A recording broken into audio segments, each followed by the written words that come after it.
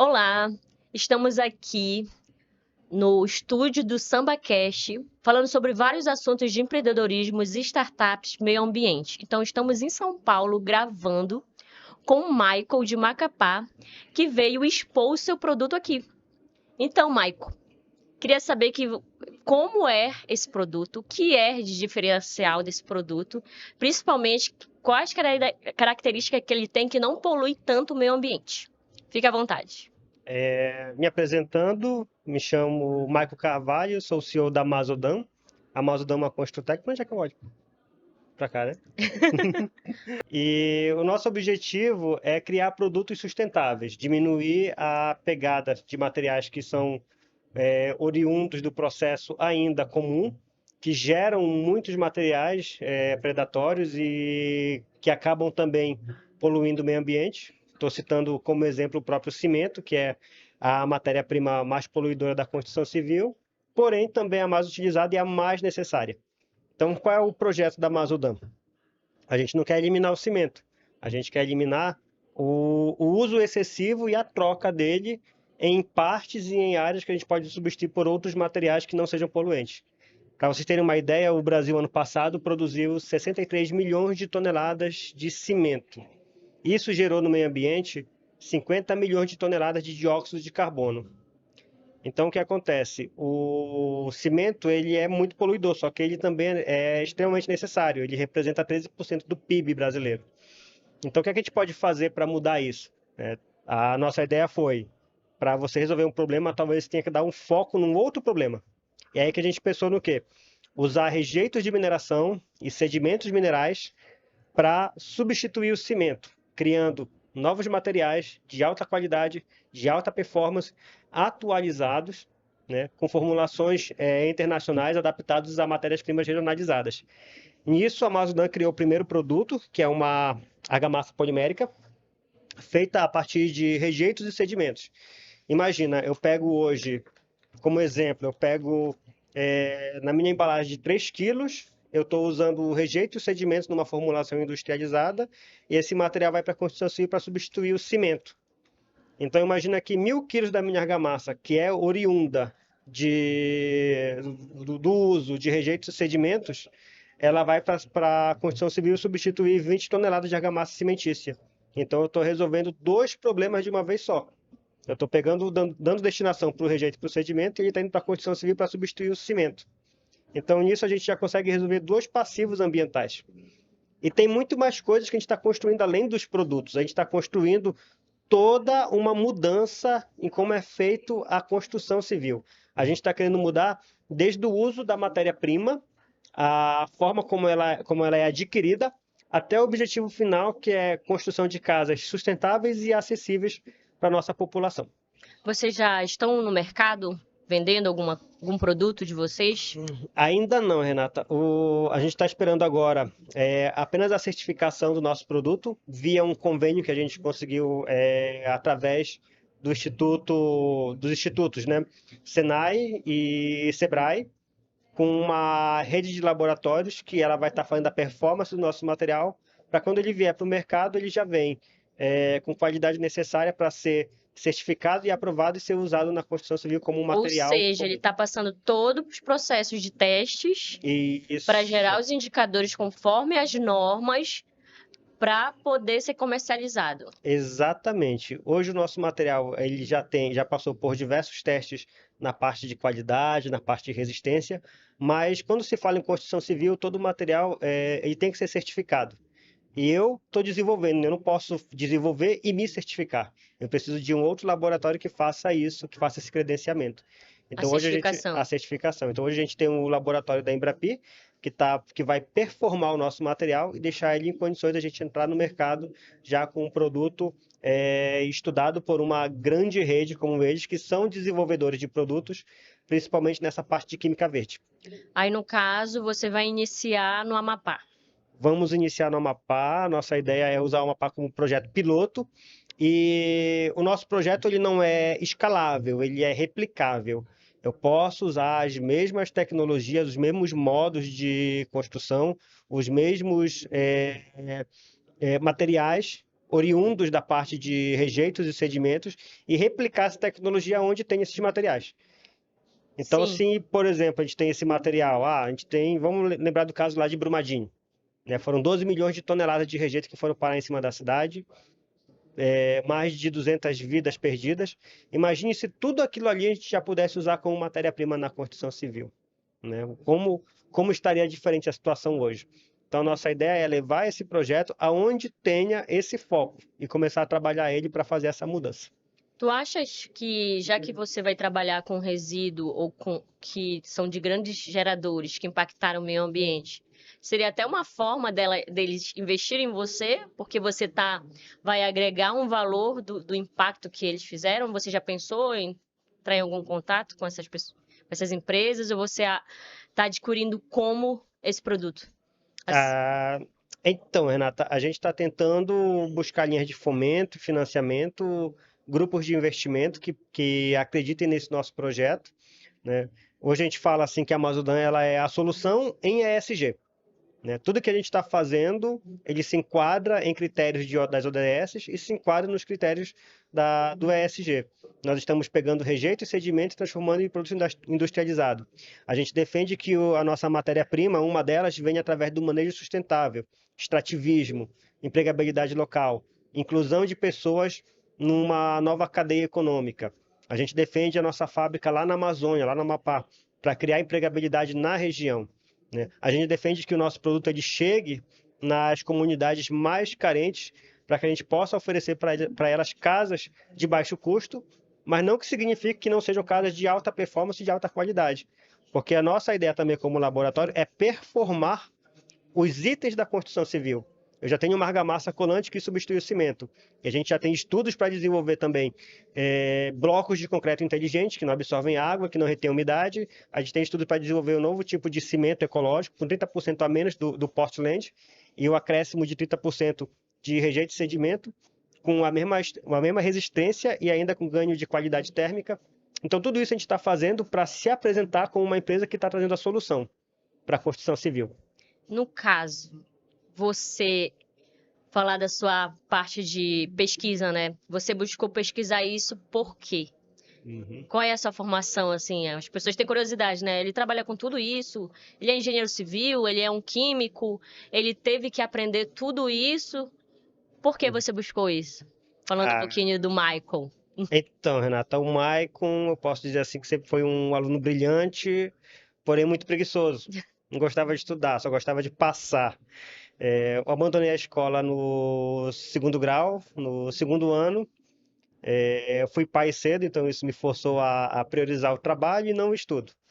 E a partir daí eu comecei a ter mais responsabilidade, né, devido à vida da minha primeira filha, e comecei a trabalhar na parte de comércio. Aos 13 anos eu já trabalhava com a minha irmã, ela tinha um salão de beleza e eu tinha um cunhado que era engenheiro industrial. Então eu dividia o meu tempo entre o salão e a empresa que ele tinha, que era uma empresa que fazia a produção de móveis de ferro. Então isso aí me levou a gostar de duas áreas ao mesmo tempo. Eu gostava da engenharia, mas eu gostava de trabalhar na parte de salão. E foi essa área do salão que depois da minha filha que me manteve. Eu comecei a trabalhar em salão, 5 anos. Daí eu tentei uma outra área na parte de logística e venda. E depois eu decidi que eu ia montar meu próprio salão de beleza. E foi a partir da minha empresa, que hoje ela continua funcionando, já tem pelo menos 20 anos, foi justamente essa minha empresa que me deu suporte e me deu condições de eu entrar numa faculdade e voltar a ter aquele sonho de cursar engenharia. Então, depois disso tudo, eu decidi voltar para a escola, para a faculdade, falei, vou fazer o nível superior.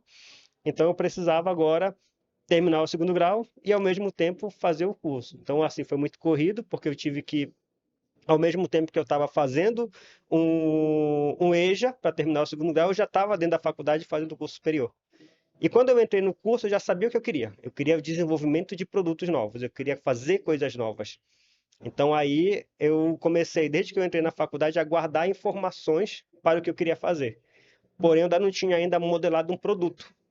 Quando eu saí da faculdade, veio a pandemia, meus amigos todos migraram para o sul do Brasil, para o sudeste, eu fiquei sozinho em Macapá. Com isso, a área mais próxima da produção seria a construção civil. Então, na construção civil, eu passei 2 anos trabalhando, tive acesso a muitos materiais e, na época, eu trabalhava com a parte de pagamento de pessoal na empresa e fazia parte do sistema de produção dela. E eu comecei a sentir as dores da área da construção. Como eu fazia o pagamento de pessoal, eu sabia quanto cada um recebia. E eu posso dizer que a Mazda nasceu de uma conversa que eu tive com um amigo meu, pedreiro, quando eu, brincando com ele, eu perguntei para ele assim, né? Eu falei, cara, tu faz cada casa linda pra gente, por que tu não ajeita essa tua? Ela tá muito feia.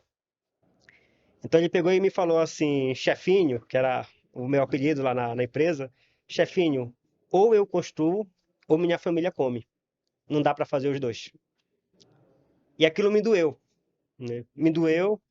E eu levei essa ideia para a empresa, eu falei, olha, vamos performar a nossa forma de construir com materiais atualizados. Com isso a gente vai ter um menor desperdício, a empresa vai ter uma maior lucratividade e a gente consegue aumentar a nossa margem com produtos que vão agregar valor à empresa e com isso a gente pode passar também uma remuneração melhor para o nosso colaborador. Infelizmente a empresa não me ouviu. Então eu falei, tá na hora de eu investir nesse meu sonho, né? Então eu já estava dentro da empresa pesquisando sobre argamassas colantes e materiais que poderiam ser desenvolvidos. Eu já tinha tecnologia, já tinha estudado todo a forma de produzir, toda a química, toda a parte de composição. Eu ainda não tinha os materiais para produzir isso aí. E quando saí da empresa, juntei dinheiro suficiente para começar a minha produção, né? E foi aí que veio uma surpresa, né? Quando eu saí da empresa, que eu estava com dinheiro, que eu já ia começar a produção, a minha esposa foi diagnosticada com câncer. E de repente, todo aquele sonho, ele teve que ficar parado. Eu peguei tudo que eu tinha naquele período e juntei para fazer o tratamento da minha esposa. Então, eu gastei tudo que eu tinha, economias, vendi tudo que eu tinha na minha casa. Mas graças a Deus conseguimos que ela saísse lá de Macapá e fosse fazer o tratamento num centro de referência. Hoje a minha esposa está bem, graças a Deus, está curada, mas o tempo que eu tenho com o projeto da minha empresa é o tempo também que ela está afastada de mim. Ela está 2 anos e meio morando no Nordeste e eu estou 2 anos e meio morando onde era meu depósito da minha empresa, né? E isso também me ajudou muito a alavancar o projeto, porque imagina, eu estou longe da minha família, estou longe do meu filho, então eu praticamente trabalho 24 horas por dia, tiro 4 horas para descansar e volto a trabalhar de segunda a segunda. Então, de repente, de uma condição desfavorável, Deus fez com que aparecesse uma situação que eu pudesse fazer com que o projeto andasse e andasse muito mais rápido.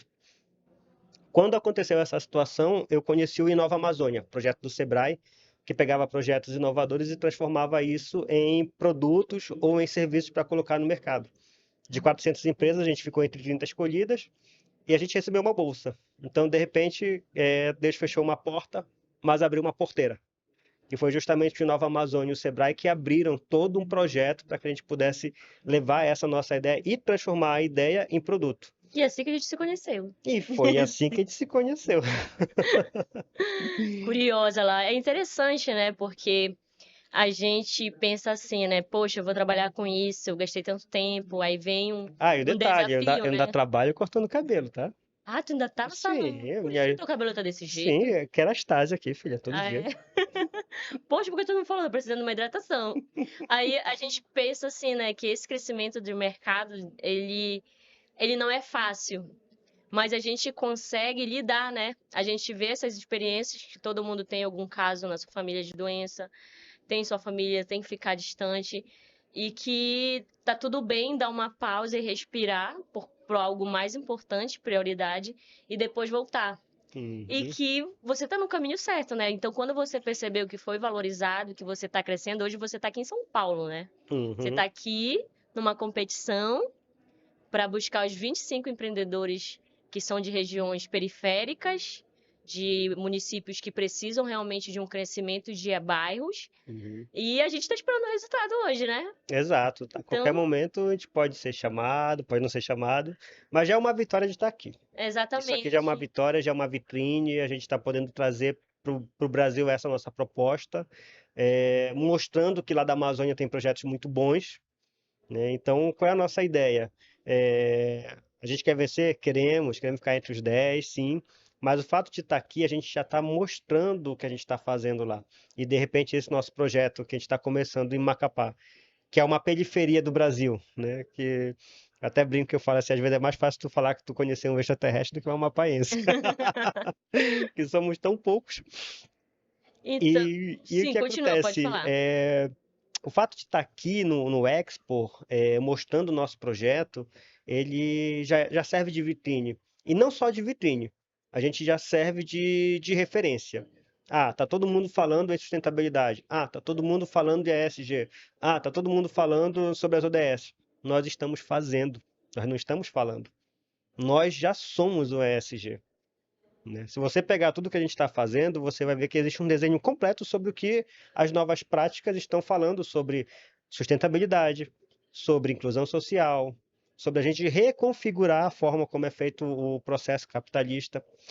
Teve uma situação bem interessante, Renata, quando um investidor, um mentor, na verdade, né, ele veio perguntar para mim, né, numa apresentação que eu fiz.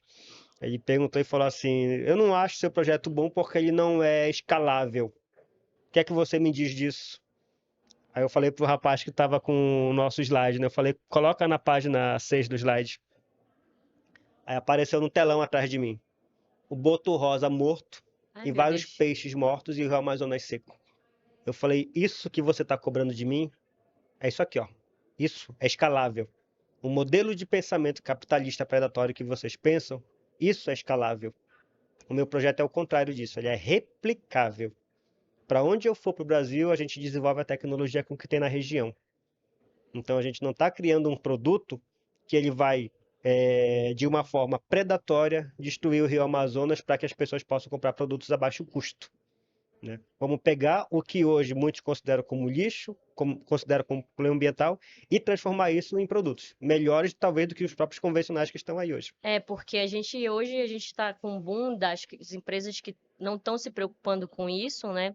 E uma empresa crescer hoje em dia e não pensar no meio ambiente, não pensar no seu impacto local, ela tende a ter N problemas. E Uhum, esse N problemas, ele pode ter ou não um processo reversível. A uhum. maioria das vezes não tem.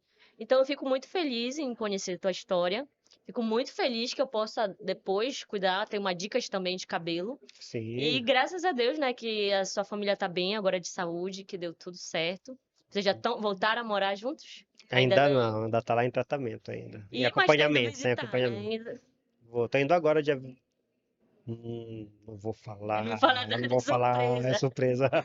Enfim, né? E que tudo dê certo. Eu gostaria que você deixasse uma mensagem para as pessoas que têm N problemas também para resolver, que têm uma batalha, vamos dizer assim, tu veio para a Terra para isso, né? Então, Uhum. se tu encontrou um propósito que é esse, primeiro tem que buscar o seu propósito, né? Então, deixa uma mensagem para as pessoas que estão buscando ainda se reencontrar, o que é que elas pensam, o que é que elas vão ter de desafios para elas não desistirem. Então, Renata, eu falo assim que eu encontrei o meu propósito nesse nosso projeto da Amazodan, onde tudo se mostrava desfavorável, tudo se mostrava que estava dando errado. Deus ele recoloca a gente numa situação onde eu tenho um lado espiritual que ele mostra o seguinte, né, que quando você coloca a sua vida nas mãos de Deus e você entrega o seu coração a Ele e você acha graça aos olhos dele, né, Ele faz a vontade do teu coração. Então, quando eu apresentei esse projeto para Deus, eu olhava pessoas na construção civil, eu olhava pessoas na área da periferia de Macapá e falava: Deus, deixa eu contribuir um pouquinho que seja na vida dessas pessoas, né? Me ajuda a ajudar essas pessoas. E eu vou cumprir meu propósito aqui. Porque eu acho que quando a gente dedica a nossa vida em ajudar a quem precisa, isso reflete na gente como um tesouro muito grande. E é um tesouro que nos preenche. Então, eu achei meu propósito nisso, né? E é isso que eu converso com as pessoas. Busque o seu propósito. Mas a minha dica quando você buscar esse propósito, converse com aquele que está lá em cima, né? Porque ele vai te direcionar para o que ele quer de ti. E com isso, ele vai fazer também a vontade do teu coração. Então tá. Obrigada por compartilhar com a gente essa história e sucesso. Daqui para frente, só melhorias e crescimento. Amém. E assim será. Tchau, tchau. Então, Michael, deixe os seus contatos para as pessoas que estão interessadas em investir no seu produto, até comprar o seu produto, onde elas lhe encontram, né? Então, a gente está hoje nas redes sociais. A gente está no Instagram com o endereço @mazodan.mzd. Estamos no LinkedIn também com linkedin.mazodanmzd também. E temos também a nossa página no YouTube. Você pode colocar lá vídeos Mazodan, que já vai aparecer ali alguns dos nossos trabalhos, alguns dos nossos testes, alguns dos materiais que a gente já está apresentando.